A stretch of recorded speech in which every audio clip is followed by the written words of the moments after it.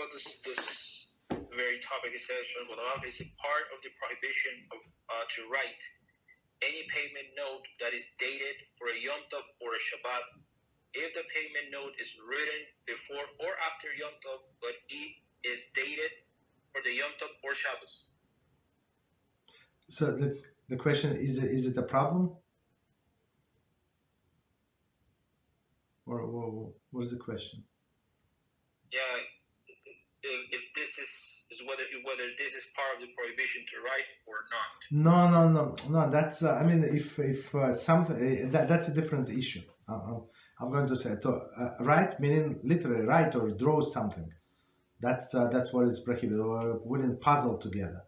So this I think would be prohibited on Shabbos or Yom Tov. That's the thing. Like literally write or draw, right? But the payment note or something like a check, they say, yeah, please date the check on I don't know, like February 1st. But February 1st is Shabbos. I'm just making up, right? So right, so you can write. There is no problem because like of course you prepare this check before you mailed it or you gave to a person. Of course, not on Shabbos, before Shabbos. But on one hand, on the other hand, I would not do that. I say, can you do a different date? Say, why you trying to not pay me? No, I don't want to pay.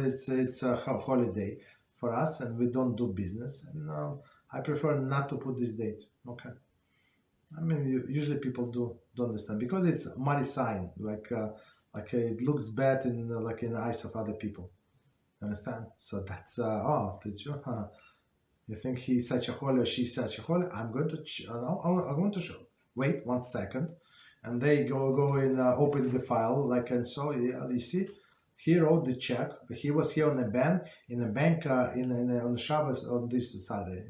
You think he's not like crook? Yeah, they're all pretenders, right? Because the date is Shabbos. So like, don't put yourself in that situation.